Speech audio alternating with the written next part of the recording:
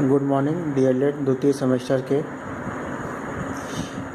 पिछली कक्षा में हम लोगों ने देखा था कि सांख्यिकी किसे कहते हैं, सांख्यिकी का महत्व क्या है एवं सांख्यिकी का उपयोग। उसके अलावा हमने चर्चा की थी आंकड़े या डाटा किसे कहते हैं, आंकड़ों को हम किस प्रकार संग्रह कर सकते हैं और आंकड़े कितने प्रकार के होते हैं।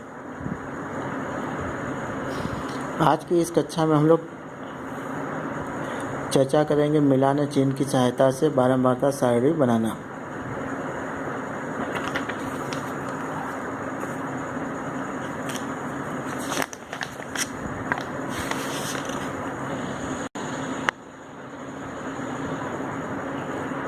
प्राप्त आंकड़ों को सारणीबद्ध करने से पूर्व निम्नलिखित तथ्यों की जानकारी आवश्यक है, जैसे कि पहला विचर का मान या ऑब्जर्वेशन का मान, दूसरा बारंबारता यानी फ्रीक्वेंसी और तीसरा मिलान चिन्ह या टेली मार्क्स। तो सबसे पहले हम चर्चा करेंगे विचर का मान या जिसे प्रेक्षण मान या ऑब्जर्वेशन भी कहते हैं। प्राप्त आंकड़ों की संख्या अर्थात प्रेक्षणों की संख्या कम या अधिक हो सकती है, परंतु आंकड़ों की विविधता या प्रेक्षणों का मान सीमित ही होता है। प्रेक्षणों के मान के विचर का मान भी कहते हैं। अगर इसे हम एक उदाहरण की सहायता से समझना चाहे तो अगर किसी कक्षा में हम गणित विषय के टेस्ट की बात करें तो टेस्ट का जो पूर्णांक होगा वो 10 होगा, परंतु उस कक्षा में बैठे यदि 40 बच्चों में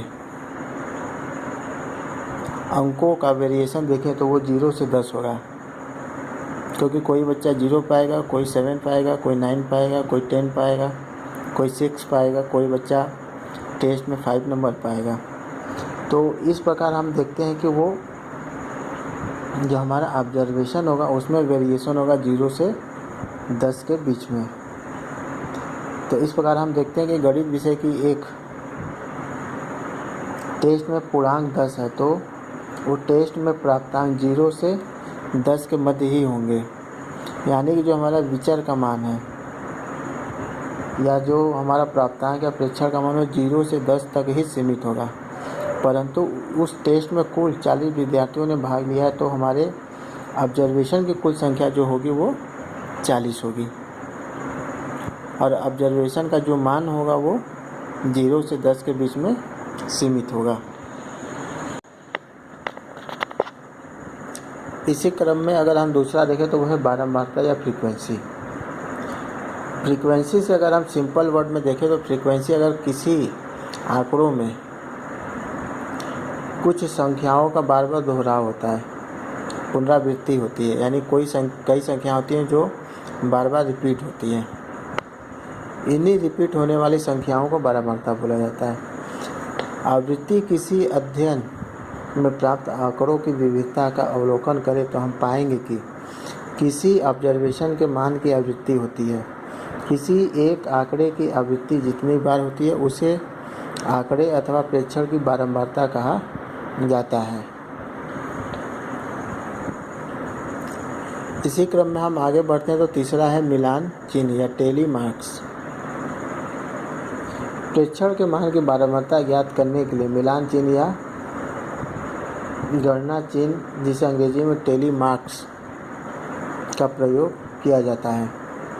प्रेक्षण के मान की प्रत्येक आवृत्ति के लिए एक खड़ी रेखा खींची जाती है और 4 खड़ी रेखाओं के पश्चात उस प्रेक्षण के मान की 5वीं आवृत्ति के लिए इन चारों खड़ी रेखाओं को काटते हुए एक तिरछी रेखा खींची जाती है, जिसे हम टेली मार्क्स कहते हैं। आइए अब हम कुछ उदाहरणों की सहायता से बारंबारता सारणी बनाने के विधियों को देखें। जैसा कि हम देख पा रहे हैं कि यहाँ पे हमें एक उदाहरण दिया हुआ है। 20 परिवारों में बालकों की संख्या निम्नानुसार है। अगर हम एक गांव में गए जिसमें कि उस गांव में 20 परिवारों के ऊपर हमने एक सर्वे किया और उस सर्वे में हमारा जो क्वेश्चन था वो था कि उस परिवार में कुल कितने बालक हैं।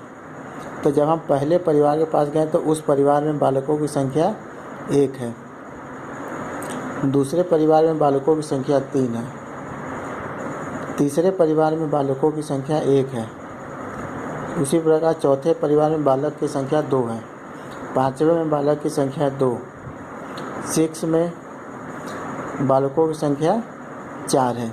इसी प्रकार 20 परिवारों में बालकों की संख्या यहाँ पे डिनोट किया गया है और इस दिए गए आंकड़े का हमें बारंबारता सारणी बनाना है। तो बारंबारता सारणी के लिए जो हमारा पहला कॉलम होगा उसमें परिवार में छात्रों की संख्या,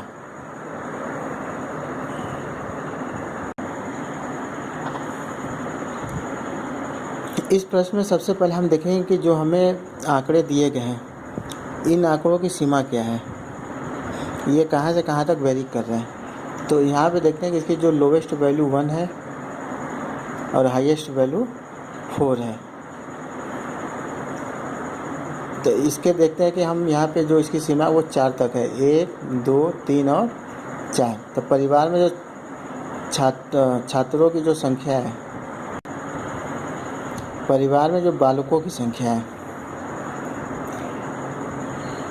वो हमारा वेरी कर रहा है 1, 2, 3 और 4। अब हम मिलान चिन्ह की सहायता से बारंबारता सारणी बनाएंगे। तो सबसे पहले परिवार का देखेंगे तो उसमें बालक की संख्या क्या है, 1 है। तो 1 हमारा आया एक बार, तो उसके लिए हम एक रेखा खींचेंगे। दूसरे परिवार में बालकों की संख्या अगर 3 है तो उसके लिए हम 3 वाले रो में जाएंगे और उसके लिए एक रेखा खींचेंगे। तीसरे परिवार में बालक की संख्या 1 है तो फिर 1 वाली रो में जाके हम एक और रेखा खींचेंगे इस प्रकार। फिर चौथे परिवार के लिए अगर हम देखें तो उसमें बालकों की संख्या 2 है तो 2 वाले रो में जाके हम एक रेखा खींचेंगे। पांचवें परिवार में देखते हैं फिर से संख्या 2 है तो 2 वाले रो में जाके एक और रेखा खींचेंगे।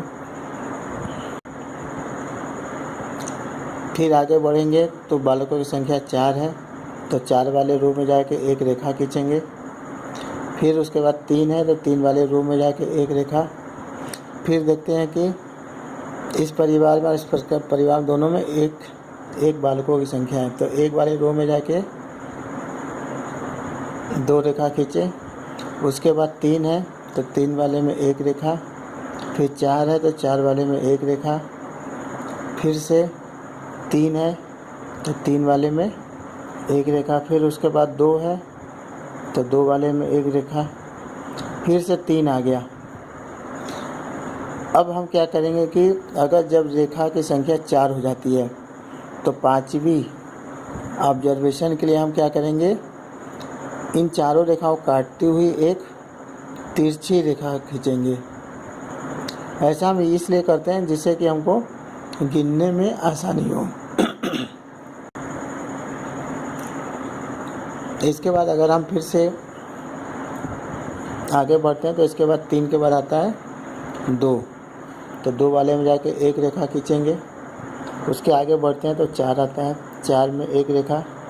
फिर से 2 आया तो अब 2 के लिए देखते हैं कि यहाँ पे 4 रेखा पहले ही से हो गए तो 5वें के लिए हम इन चारों को काटते हुए एक तिरछी रेखा खींचेंगे। उसके बाद 1 आ रहा है तो 1 के लिए फिर से ये काटते हुए तिरछी रेखा। फिर 2 आ रहा है तो इसके बाद फिर से उसके आगे एक रेखा। फिर 1 आ रहा है तो ये। अब इन मिलान चिन्हों को गिनकर हम बारंबारता वाले कॉलम में लिख लेंगे। तो यहाँ देखते हैं कि 1, 2, 3, 4 उसको काटते हुए एक लाइन 5 और एक 6। दूसरे वाले रो में भी इसी प्रकार 6, यहाँ पे 5 और यहाँ पे 3। तो इस प्रकार हम देखते हैं कि ऐसे परिवार जिसमें बालकों की संख्या 1 है, उन परिवारों की संख्या है 6। इसी प्रकार 2 बालकों वाले परिवारों की संख्या है 6 ऐसे परिवार है जिसमें 2 बालक हैं। 3 परिवार वाले बालकों की संख्या है 5 और 4 बालकों वाले परिवारों की संख्या है 3। और इनको जोड़ेंगे तो ये क्या आएंगे, टोटल नंबर ऑफ ऑब्जर्वेशन के हमेशा इक्वल होंगे। तो इस प्रकार हम बारंबारता सारणी आसानी से बना सकते हैं।